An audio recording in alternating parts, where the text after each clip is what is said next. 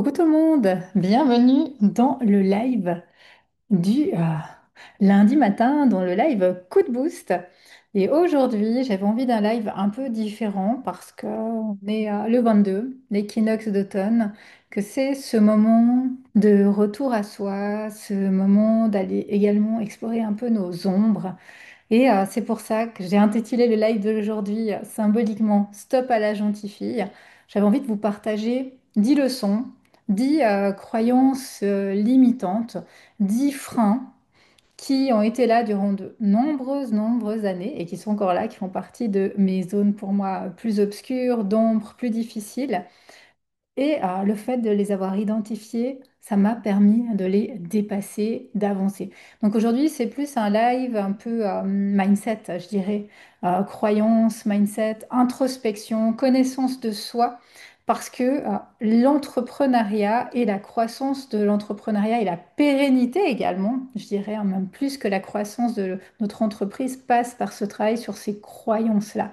Des fois, on pense que la solution, elle est derrière une clé, derrière une piste, derrière euh, un secret stratégique d'un marketeur ou d'un professionnel dans le business coaching ou le business et l'entreprise. Mais il y a également toutes ces facettes de connaissance de soi et de travail sur soi qui sont essentielles pour le développement de votre entreprise, de bien vous connaître. Il n'y a que vous qui pouvez bien vous connaître, qui avez votre propre mode d'emploi et aller voir ses croyances, voir ses zones d'ombre. Et je trouve que ce moment de l'automne, c'est le bon moment pour aller travailler sur ses croyances, ses zones d'ombre, ces facettes qui sont pas toujours faciles à regarder, qui reviennent en tout cas chez moi. Je vais vous parler de mon parcours, de mes croyances, de mes zones d'ombre, qui reviennent régulièrement chez moi, qui seront toujours là parce que pour moi, elles font partie de qui je suis, mais qui, à certains moments, lorsque j'ai pu les mettre en conscience, lorsque j'ai pu les travailler, pour certaines, les dépasser, euh, eh bien, ça m'a permis d'améliorer ma posture de leader, ma posture de chef d'entreprise, ma posture également d'être humain et de pouvoir être de plus en plus authentique, aligné à qui je suis. Alors ce matin, je vais vous partager 10 croyances, 10 zones d'ombre que j'avais, que j'ai toujours, je pense, et qui euh, m'ont permis d'avancer dans mes projets, dans mon entreprise sur lesquels je travaille encore aussi régulièrement, qui reviennent, un peu mes petits démons, se poser sur mon épaule de temps en temps et que j'identifie aujourd'hui pour ne pas me laisser prendre par tout ça. Alors, première croyance que j'ai eue pendant très très longtemps, et je dirais que toutes ces croyances-là, j'aimerais peut-être dire ça encore en intro qui est important, toutes ces croyances-là, euh, avant de travailler sur moi, je n'en avais pas du tout conscience. Pour moi, c'était vraiment normal. Et même, j'ai envie de dire, toutes ces croyances-là sont autant à certains moments des freins que de belles forces que j'ai aujourd'hui. Et c'est ça, je dirais, la subtilité de ce travail sur soi. C'est de voir comment ces zones d'ombre qu'on peut avoir sont autant aussi de grandes forces qu'on a et pouvoir concilier ces zones d'ombre avec ces forces, ces facettes plus lumineuses. Et aussi de se dire que tant qu'on n'a pas travaillé sur soi, tout ça, on ne le voit pas. On est comme ça, on fonctionne comme ça, on ne voit pas ses croyances si on ne les a pas mis en lumière. Donc d'avoir aussi cette bienveillance envers soi et aussi cette approche de travail sur soi, hein, comme ça s'appelle. On travaille sur soi, on avance et on chemine à son rythme. Et vous, de l'autre côté de l'écran, aujourd'hui, vous cheminez et vous avancez à votre rythme avec ces problématiques. Première croyance que j'avais, c'est et qui est encore bien là, c'est j'ai pas besoin d'aide, je suis une femme forte. Clairement, pour moi, cette croyance de je me débrouille même, j'ai besoin de personne et mon parcours m'a montré que je savais me débrouiller par moi-même. J'avais créé une situation de vie qui fait que j'ai besoin de personnes pour avancer. Vraiment, j'étais convaincue de ça, mais très, très profondément. Pour moi, même les personnes qui demandaient de l'aide, les personnes qui montraient leurs faiblesses ou qui se plaignaient, qui parlaient de leurs problèmes, pour moi, c'était vraiment une marque de faiblesse. Je voyais ça même négativement. Et j'avais vraiment cette croyance qui était alimentée par ma réalité également, que seul, on peut aller très très loin. Et ça a bien bien changé. J'étais quelqu'un qui avait fait des études seul, qui s'était acheté une maison, qui avait un job, une situation que j'avais construite moi-même. Et pour moi, j'irais même encore plus loin. Le fait de demander de l'aide, c'était comme perdre ma liberté. Et ma liberté, c'est ma valeur principale. Donc vraiment, cette peur, et tout ça, je le dis maintenant après avoir travaillé sur moi, hein, mais vous imaginez bien qu'il y a des années en arrière, quand j'ai commencé à prendre conscience de tout ça, je n'avais pas du tout identifié ces choses, eh bien, cette liberté, je voulais pas la perdre et pour moi, ça passait par le fait d'être fort, de se débrouiller, même de ne devoir être redevable envers personne. Certainement, cette croyance aussi de on n'est jamais mieux servi que par soi-même, je peux avoir confiance en personne, enfin, plein d'autres croyances qui étaient là en arrière-fond. Et ce qui a fait vraiment que pendant des années, je me suis vraiment débrouillée même et que si j'ai découvert que je pouvais casser cette croyance, c'était vraiment pas par moi-même, mais c'était vraiment par la formation.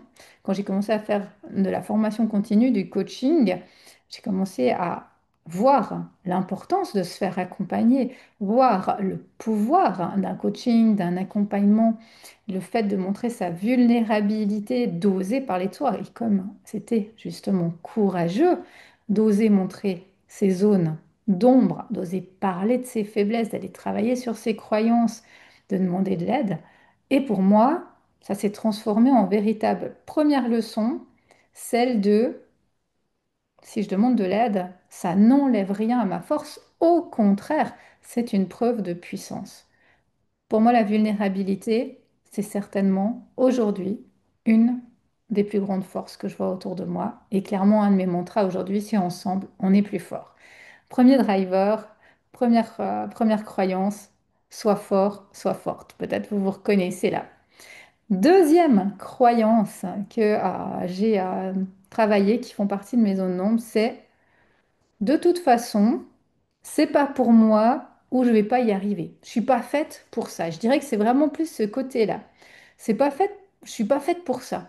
Comme si j'avais été formatée pour une seule chose, une seule voie, une seule issue, euh, un job de fonctionnaire, un bon job, de la sortie de ses études jusqu'à sa retraite pour avoir une bonne retraite. Et j'ai vraiment ces croyances-là.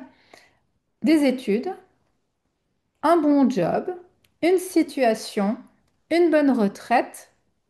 Voilà. Et la vie, finalement, elle était toute tracée. Il n'y avait même pas besoin de réfléchir plus loin. Et à un moment, de me dire, mais en fait, je peux faire autrement. À un moment, j'ai d'autres possibilités que la voie du fonctionnaire. Il y a d'autres possibilités et vraiment de me dire, mais en fait, j'ai le droit de sortir de ce chemin. Et je vous la fais courte là, sur le live, mais autour de ce chemin, toutes les loyautés familiales spécialement qui sont là et de me dire, mais en fait, je peux passer par d'autres voies et par d'autres voies que les études. Ça, je me souviens que pour moi, il y avait vraiment ce côté de j'ai envie d'utiliser ce mot, mais de bouffer de la connaissance et que en ayant de la connaissance, je vais avoir des clés pour ensuite partager. Et à un moment, me rendre compte que non, en fait, j'ai d'autres compétences qui étaient de l'expérience, qui étaient de mon caractère, de ma façon d'être. Et ces compétences-là me permettaient d'être entrepreneur. Ces compétences me permettaient de vivre d'autres choses pas du tout de cette voie-là et de comprendre d'autres choses. Je me souviens d'un des premiers voyages chamaniques que j'ai fait où j'ai visualisé une immense bibliothèque. Moi, j'avais une immense bibliothèque aussi chez moi, remplie de livres, comme je vous le disais, se remplir de connaissances tout le temps, apprendre, étudier. Et à un moment, j'avais eu ce message de t'as plus besoin de tous ces bouquins, de tous ces livres. Ils avaient tous disparu et vraiment c'était l'univers, la nuit, les étoiles qui étaient en face de moi et vraiment ce message très très puissant que la connaissance, elle ne passe pas que par les livres, elle passe par plein d'autres choses. Et là, cette découverte de mais je peux faire autre chose de ma vie. Et c'est les gens en fait qui me l'ont prouvé parce que j'ai créé mon entreprise, j'ai pu petit à petit vivre de mon activité. Et tout ça, je l'ai fait assez naturellement, sans trop me poser de questions, en parallèle à mon autre job. Et finalement, c'est les gens qui sont venus me poser les questions. Comment tu as fait? Est-ce que tu peux m'aider également à vivre de mon activité? Est-ce que tu peux m'accompagner? Et en fait, c'est ces gens-là qui m'ont amené à cette prise de conscience. Je suis capable de tout faire, en fait. J'ai ce potentiel en moi qui demande juste à être mis en avant et je peux l'utiliser. Et ça a été la deuxième leçon. Quand on commence à oser, quand on ose, quand on passe à l'action, quand on essaye, on y arrive. Il y a des portes qui s'ouvrent qu'on n'avait même pas estimées. La troisième croyance très très forte, c'est je suis une gentille fille, je suis une bonne élève. J'étais vraiment moi la, la pièce idéale du moule parfait. Et pour moi, depuis toute petite, j'avais été valorisée avec cette étiquette de gentille fille. Je me souviens surtout par ma grand-mère qui me disait toujours, ah, mais t'es une gentille fille, t'es gentille, t'es intelligente, par les enseignants, la bonne élève, celle qui dit rien, qui a jamais de punition, qui a des bonnes notes, qui travaille. Bref, j'ai toujours été dans ces cases-là et vraiment grandi avec cette étiquette-là aussi. Pour moi, c'est ce qui me caractérisait, ce qui me valorisait et ce qui faisait qu'aussi qu'on m'aimait, qu'on me portait de l'attention. Le fait d'être gentil. Parce que je suis gentille, mes parents me félicitent. Parce que je suis gentille, ma grand-mère me félicite. Et en fait, je restais dans ce moule de je suis gentille, je fais ce qu'on veut de moi, je montre cette facette de gentille fille, de bonne élève, et ça suit son cours. Et vous imaginez bien que je me forçais pas à être comme ça, je l'étais. Et vraiment à un moment, prise de conscience que notre valeur ne dépend pas de l'approbation des autres. Que c'est pas parce que j'étais la gentille fille, la bonne élève, que j'entrais dans toutes les cases, toutes parfaites, que ma valeur dépendait de ça. Et ça a été une sacrée, sacrée révélation, je pense, qui m'a permis ensuite de casser toutes les autres, de casser tous les autres moules, j'ai envie de dire. Me dire, mais en fait, j'ai le droit d'être différente. J'ai le droit de faire ce que j'aime. J'ai le droit de casser le moule de la gentille fille, de la bonne élève et de faire ce qui me correspond. Ça a été, je pense, une des plus grandes leçons. Quatrième croyance que j'avais, c'est, et qui va avec celle d'avant, c'est plus je plais aux autres, plus je me fonds dans le moule, et plus on va m'aimer, plus on va me reconnaître. Et ça passait vraiment par cette reconnaissance de l'autre. Ma valeur devait passer par la reconnaissance de l'autre. Si l'autre ne me reconnaissait pas, j'avais pas pour moi de valeur. Et ma valeur à moi, elle passait par le fait que j'étais quelqu'un de gentil, de bon élève, des bonnes notes, service pour les autres, à l'écoute. Et ces forces-là qui sont restées pour moi de grandes forces que j'ai aujourd'hui dans mes accompagnements, c'était ça qui me faisait exister. Et finalement, je me suis rendu compte que ces forces, elles étaient en moi, mais que je pouvais les utiliser autrement. J'ai envie de dire de les utiliser sous une autre réalité. Oui, je suis quelqu'un de gentil. Oui, je suis quelqu'un à l'écoute. Oui, je suis quelqu'un de serviable. Mais en même temps, j'ai aussi mes zones d'ombre, j'ai aussi mes limites, j'ai aussi mon caractère à moi et j'existe par moi-même. Et si on ne m'apprécie pas, ça n'est pas grave. J'ai pas besoin de plaire à tout le monde pour exister. Et ça a été aussi de grandes leçons d'affirmation, de se dire, bah ok, j'ai le droit.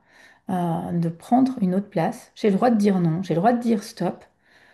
Et c'est pas pour autant, je suis quelqu'un de mauvais à ce moment-là. Au contraire, je prends ma place et je déplais, et c'est normal. Cinquième croyance qui était très très présente pour moi et je dirais certainement dans mon éducation aussi, c'est celle de il y a tout qui doit être rationnel à tout prix. Pour moi, la spiritualité, elle n'existait pas et je savais, c'est même pas que je voulais la rejeter, c'est que je savais même pas que ça existait. Jamais dans mon éducation ou dans mon entourage, on m'a parlé de spiritualité, on m'a parlé d'intuition, on m'a parlé d'écoute de soi.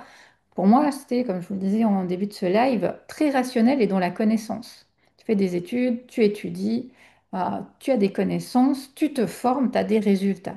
Et à un moment sur le parcours, de me rendre compte que il y a toute cette part d'intuition, d'écoute subtile de soi, cette énergie et cette vibration en dehors de nous, hein, que tout est fréquence et énergie, hein. Ça a été très, très, très puissant pour moi. Et je me souviens également de la première fois où j'avais fait un test de personnalité, où j'avais un profil adapté qui était vraiment le profil bleu du profil disque, si vous le connaissez. Et je me disais, waouh, je me suis vraiment suradaptée pour rentrer dans un moule, dans un profil qui n'était pas le mien. Et je me souviens que ce moment-là, mais j'ai pleuré ce jour-là où j'ai découvert ça. Et petit à petit, je me suis ouverte à tout ce monde spirituel, à cette intuition, à cette écoute du monde subtil. Et ça a été une véritable révélation. Et aujourd'hui, pour moi, ma vie, elle ne pourrait pas tourner sans cet univers de vibration, d'écoute, d'intuition qui est là. Donc c'était la leçon, vraiment la cinquième leçon, une belle leçon que la raison, elle se construit, mais l'intuition, elle nous ouvre vraiment d'autres portes. Et c'est en mêlant les deux qu'on peut bien se connaître et être à l'écoute de tout ce qui se passe autour de nous. La sixième croyance que j'avais, c'est je dois être parfaite pour être aimée. Ça rejoint les autres croyances de tout à l'heure, de cette reconnaissance de l'autre. Je dois passer par le regard de l'autre pour qu'on me valide. Ça a été très très longtemps ou et très inconsciemment, parce que là je mets des mots sur tout ça, mais dans ma réalité à moi, j'ai pas besoin de mettre de mots là-dessus, hein, je vivais comme ça. Pendant très très longtemps, c'était la validation de l'autre, que ce soit de mes parents, que ce soit de ma grand-mère, que ce soit de mes conjoints, de mes amis, de mon entourage, qui faisait que j'avais de la valeur. Et pour moi, plus il y avait ce côté d'être parfait, d'être, je le disais avant, bien dans le moule, gentil, plus on me disait bravo, t'as bien réussi ça, t'as fait ça, je te félicite, plus pour moi, j'avais de la valeur et je me sentais exister. C'est finalement ça qui me donnait une raison d'être. Et à un moment de me dire, mais cette perfection, cette recherche constante de perfection pour être validée et aimée de l'autre, elle fait à un moment que je me suis enfermée dans des choses très très carrées, justement, qu'on voulait de moi, certainement inconsciemment aussi, parce qu'on m'a jamais forcé à rien, mais dans des rêves que certains autour de moi n'avaient pas pu réaliser, dans leur vision de ce qu'était la perfection ou la vie réussie, la vie de rêve pour eux, et que moi, inconsciemment aussi, j'avais suivi cette voie-là en me disant, je vais tout faire pour plaire à ces gens-là et avoir cet amour et cette validité de l'autre. Et là, cette perfection, elle enferme. Et à un moment de se dire, je suis un être imparfait et j'ai mes zones d'ombre, j'ai mes faiblesses, j'ai ma vulnérabilité, j'ai mes failles. Et c'est ça qui fait mes forces et c'est ça qui fait aussi la beauté de qui je suis.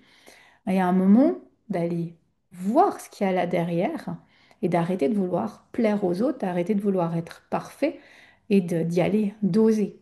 D'oser décevoir aussi l'autre, accepter que l'autre va être déçu. Et ça a été ça les premières étapes pour moi, c'est de me dire, OK, maintenant je fais d'autres choses, je vais décevoir toutes ces personnes.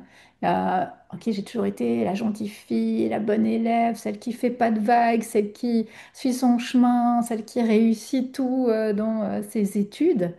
Et bah, tout à coup, je devenais un peu le vilain petit canard, celui qui se rebelle, celui qui met les pieds au mur, celui qui fait des choses que personne n'a jamais fait dans le cercle familial ou qui ose parler de choses un peu taboues ou confidentielles.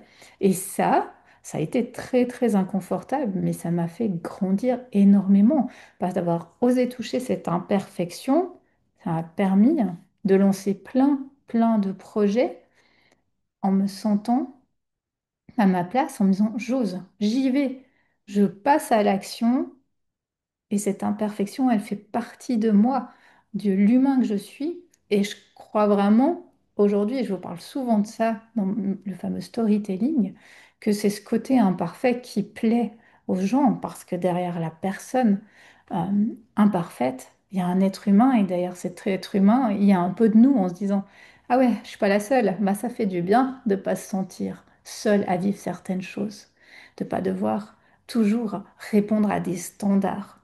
Donc ça a été pour moi la sixième croyance. La septième, ça a été très très longtemps, je dois tout contrôler pour réussir. Plus je suis dans le contrôle, plus je me sens en sécurité, plus ça va bien se passer. Et je me souviens vraiment d'avoir, et je pense que c'est resté cette force de l'organisation, mais d'avoir une vie hyper structurée. Planifié, organisé, je me rappelle que j'avais des agendas qui étaient remplis, des week-ends et des vacances qui étaient planifiés. Il n'y avait jamais rien de vide dans mon agenda. Mes vacances, elles étaient planifiées à l'avance. Elles étaient planifiées aussi de A à Z. Tout était planifié. Jusqu'au jour où j'ai commencé à mettre de la place dans mon agenda. Ça a été des gros challenges. Je me rappelle, c'était des premiers objectifs que j'ai eus. Et waouh, en mettant cette place dans mon agenda, j'ai eu des espaces et des propositions pour faire des activités, des rencontres que j'aurais jamais faites. Et d'avoir lâché ce contrôle, ça m'a ouvert des portes que j'aurais jamais estimées. Parce que oui, le contrôle, il rassure, il fait du bien, mais le lâcher prise, l'imprévu, il ouvre des portes. Il ouvre les plus belles opportunités, les plus belles rencontres.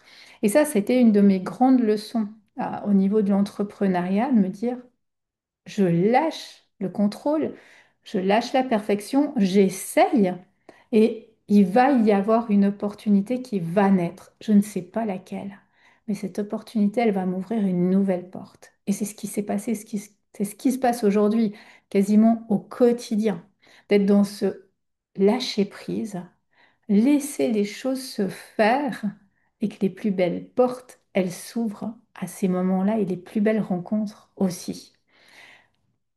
Huitième croyance que j'avais, c'est je peux sauver tout le monde. Et même, j'avais presque envie de dire une fierté ou d'une force de me dire, je peux être dans ce côté de sauveur. Et je me souviens d'une relation que j'avais eue amoureuse où même une personne m'avait dit, quelle chance pour telle personne de t'avoir rencontré, grâce à toi, elle a changé, vraiment. Et cette fierté de me dire, waouh, je peux faire changer quelqu'un. Mais vous inquiétez pas, j'avais pas fait changer longtemps. Euh, C'était juste une illusion. Et vraiment, en fait, de me rendre compte que non, j'allais sauver personne. Et ça allait un peu avec ce côté de reconnaissance dont je vous parlais avant. Le fait d'aider l'autre, de le porter, de le sauver, d'être dans cette posture de sauveur, ça me donnait cette importance, cette reconnaissance que je cherchais, mais finalement, qui était complètement, mais complètement absurde.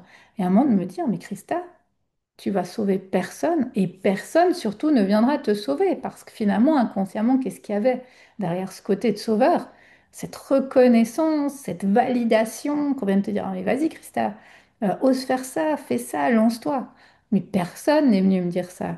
C'est un moment, j'ai pas pris les choses en main et je me suis pas dit, maintenant, je passe à l'action, je quitte cet emploi, j'ose faire ce projet, j'ose me montrer, j'ose faire une vidéo. Personne n'est venu me dire, vas-y, fonce, fais-le, je crois en toi. Il n'y a que moi qui pouvais me donner cette force-là et cette validation-là. Et à un moment de me dire, je ne sauverai personne, personne ne viendra me sauver et j'ai pas à sauver quelqu'un. L'autre, il a sa responsabilité, j'ai ma responsabilité. Chacun de nous, on a notre responsabilité, on a notre vécu, nos expériences de vie. Et si l'autre ne veut pas prendre sa responsabilité, tant pis pour lui. Et c'est clair que c'est facile de venir donner à l'autre la responsabilité de son malheur ou de ses échecs. C'est à cause de toi si, c'est à cause de toi si j'ai pas réussi ci ou c'est à cause de toi si je j'ai pas fait ça, ou ton accompagnement il n'était pas assez ci ou ça. C'est trop facile de donner la responsabilité à l'autre et soit de se dire, non mais moi je vais tirer l'autre, je vais le pousser, je vais l'aider grâce à moi, et cette fierté presque malsaine d'ego, grâce à moi, l'autre, il va pouvoir réussir ça ou il va pouvoir faire ça. C'est parce que moi, j'ai poussé l'autre que l'autre l'a fait. Non, c'est parce que moi j'étais là à un moment que tu lui ai donné une clé, que l'autre l'a fait. Et il a pris ses responsabilités.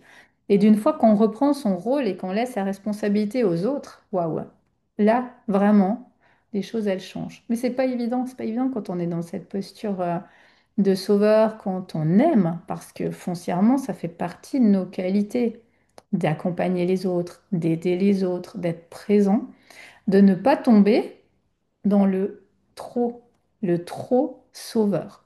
Donc là, une belle leçon également.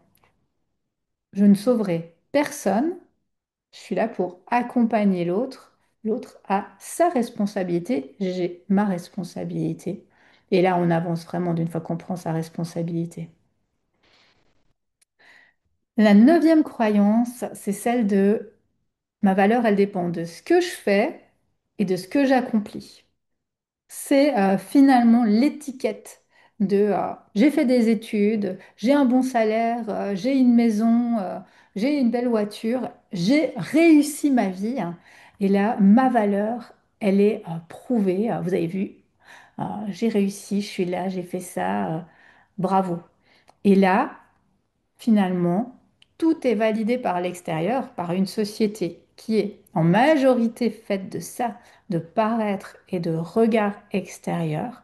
Et finalement, derrière tout ça, moi, il y avait ce côté, je bosse beaucoup, je travaille, je prouve, parce que besoin de prouver, hein. Je prouve que je peux le faire, que je l'ai fait, et l'autre vient me dire bravo. Bravo Christa. Ah mais t'as réussi ta vie, t'as vraiment de la valeur. Et de devoir toujours prouver pour exister. Faire plus pour exister. Et à un moment de se dire, mais non, j'ai rien à prouver à personne, que à moi-même. J'ai vraiment que moi à mettre en avant et de mettre cette force chez moi. Je prouve à moi que je suis capable, les autres, mais je m'en fous. Je m'en fous de ce qu'ils pensent. Tant mieux pour eux s'ils sont heureux dans telle ou telle situation. Moi, ma valeur, je la connais. Je sais qui je suis. Je sais ce que je vaux, ce que je fais. Et tout ça, ça me suffit à moi. Et là, ça a été très, très puissant pour moi de changer ce regard, d'aller chercher cette validation extérieure, cette valeur extérieure de l'autre, de la société, plus que de l'autre, là, et d'exister pour moi. Me dire qu'à un moment, j'ai qu'une vie, hein. C'est moi qui me la crée, ma vie. C'est pas la société, c'est pas l'extérieur, c'est pas mon entourage, pas mes amis, pas mes parents. C'est ma vie, hein. Et c'est ma valeur, et c'est moi qui vais donner la valeur que je veux à mon existence. Et ça a tout changé dans les choix de vie que j'ai faits. Et puis la dernière croyance, c'était je suis pas quelqu'un d'intéressant qui voudrait s'intéresser à moi. Clairement, et ça découle de toutes les autres croyances, du fait que j'ai toujours été la gentille fille, la bonne élève, celle qui rentrait dans tous les moules sociaux. En soi, j'avais dans l'autre face le côté hyper banal et classique. Rien d'incroyable à raconter, à faire, et cette croyance de finalement, qu'est-ce que j'ai de plus que quelqu'un d'autre, franchement, plus classique que moi, on peut pas trouver. Et à un moment de se dire, waouh, mais cette banalité, bah, c'est ma force à moi en fait. Je suis comme ça. Je suis hyper authentique. Je suis moi-même. Je n'ai pas besoin d'être hyper extravagant. Je n'ai pas besoin d'avoir fait de trucs incroyables et de prouver des choses incroyables. Ma valeur, elle est là dans cette simplicité euh, que j'aime, qui me caractérise, qui fait ma force aujourd'hui. Et vraiment de la mettre en avant, d'arrêter de vouloir me comparer aux autres, d'arrêter de vouloir me minimiser, mais vraiment de voir qui je suis, moi, en étant cette personne-là, en ayant eu aussi ce vécu-là, de vouloir être parfait, gentil, tout beau, tout lisse, et de se dire que ça fait partie de mes points forts également, ces facettes-là que je vais pas les renier, je vais pas devenir méchante, je vais pas devenir agressive, je vais plus écouter les gens. Ben non, j'aime ça accompagner, j'aime ça écouter les gens. Mais j'ai un autre regard sur les choses. Je suis plus dans ce côté, je vais les sauver, je vais les porter, je veux qu'on m'aime, je veux qu'on me valide, je veux qu'on me regarde. Non, je le fais parce que je sais que c'est ça qui est juste, mais je cherche rien d'autre que de m'écouter, de me respecter moi. Et de nouveau, des gens qui vont me trouver inintéressante, mais ils ont le droit, et tant mieux. Et j'oblige personne à m'aimer, à me suivre ou à me liker. Comme moi, de la même manière, il y a des gens qui m'intéressent, et il y a des gens qui ne m'intéressent pas. Ça ne change rien à leur valeur à eux, mais on a des points qui nous attirent vers quelqu'un et à l'inverse. Et c'est normal, normal de déplaire, normal d'être inintéressant ou d'avoir quelque chose qui ne plaît pas à quelqu'un d'autre. Et heureusement pour ça. Et ça a changé beaucoup, beaucoup, beaucoup de choses aussi dans ma façon d'être. Garder cette authenticité, accepter la personne que je suis avec le caractère que j'ai, ce caractère-là qui fait partie de moi, et avancer avec tout ça. Donc voilà pour moi les 10 leçons, les 10 croyances qui ont été et qui sont encore aujourd'hui présentes dans ma vie, hein, qui font partie pour moi de mes zones d'ombre, qui font partie des choses qui, quand ça va pas bien, reviennent. Ce côté sauveur, ce côté de validation des autres, ce côté de me sentir inintéressante, moins que l'autre, c'est des choses qui reviennent quand j'ai des moments où ça va moins bien. Mais le fait de les avoir traversées, le fait de les avoir travaillées, je les repère quand elles sont là. Je sais que c'est mes zones à moi d'ombre. Je sais que c'est ce qui sera toujours mon revers de la médaille, mais je sais aussi comment les activer comme des leviers, comme quelque chose de puissant et comment y arriver à le dépasser. Donc voilà ce que je voulais vous partager aujourd'hui, la puissance de ces croyances qu'on a eues qu'on garde en nous, mais qui font partie de notre personnalité, qui sont des forces également, mais qui sont des freins si on ne les repère pas dans la croissance de nos projets, dans notre vie en général. Moi, je vous parle d'entrepreneuriat, mais clairement, tout ça a eu un impact sur ma vie privée.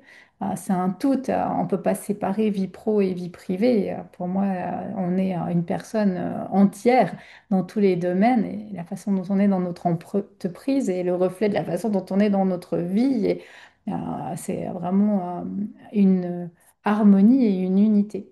Et je vous invite à aller travailler sur ces zones d'ombre, sur ces croyances limitantes, sur ces freins inconscients qui sont là et qu'on souvent on connaît parce que je vois les personnes avec qui je travaille, ça les étonne pas quand on aborde certaines croyances limitantes. Elles sont là, elles ont déjà été travaillées.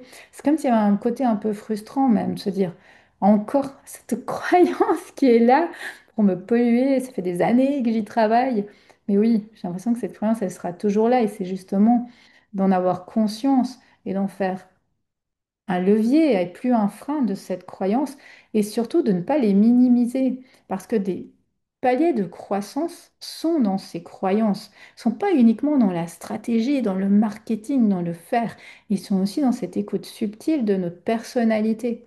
Et pour moi, la saison de l'automne, maintenant ce qu'on vit, c'est un moment idéal pour aller explorer ces ombres, pour aller explorer ces facettes qu'on n'a pas toujours envie de voir ou de remettre en avant, qu'on aimerait bien avoir dépassé. Voilà ce que moi je souhaitais vous partager aujourd'hui dans ce live coup de boost du lundi, live plus introspectif. Je vous souhaite une toute belle semaine et on se retrouve lundi prochain pour un nouveau live coup de boost. À bientôt!